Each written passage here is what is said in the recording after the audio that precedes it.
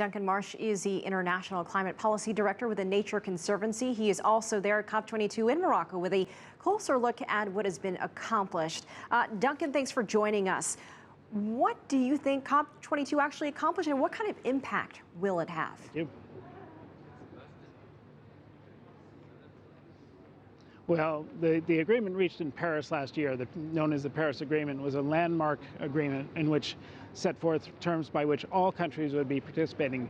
This COP, we knew, would be turning toward how you implement that agreement and how countries agree on the actions they'll take, both in their countries and also here to further elaborate the rules of the agreement. So that's what the negotiators are working on for these 2 weeks, and they're still working on it. It's 9 p.m. here in Marrakesh. Tell us more about the Southern Climate Partnership Incubator, with China heading a South-South approach to climate change.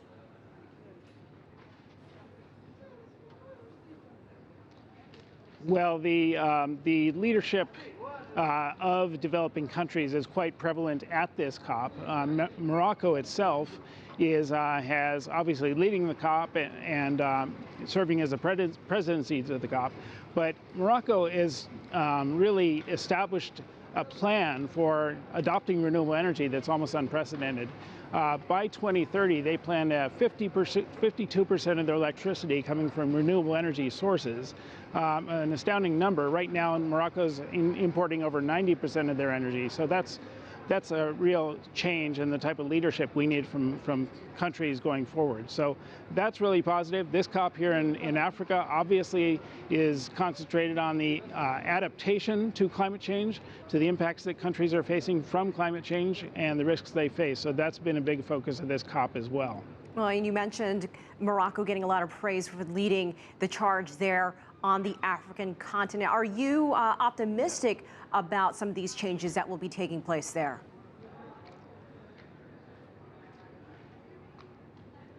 Well, I think once this conference is over, sometime this evening, we'll have a roadmap going forward for the work programs that need to happen.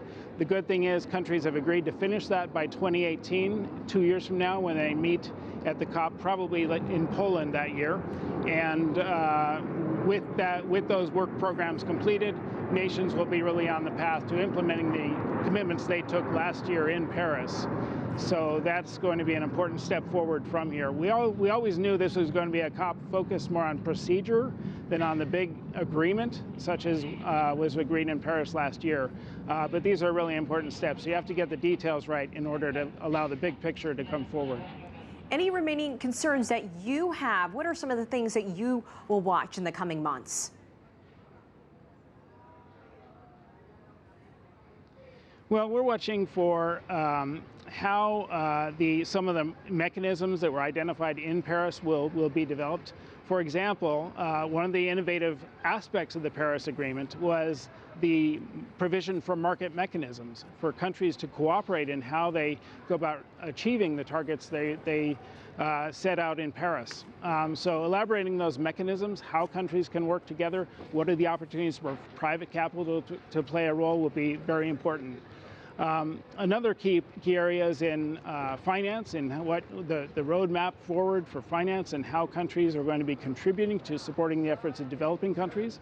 And then I mentioned the adaptation challenge and how countries are putting in place their systems to enhance their resilience to the effects of climate change. So those are all important aspects of the work going forward. All right, Duncan Marsh there in Marrakesh. Thanks so much for joining us.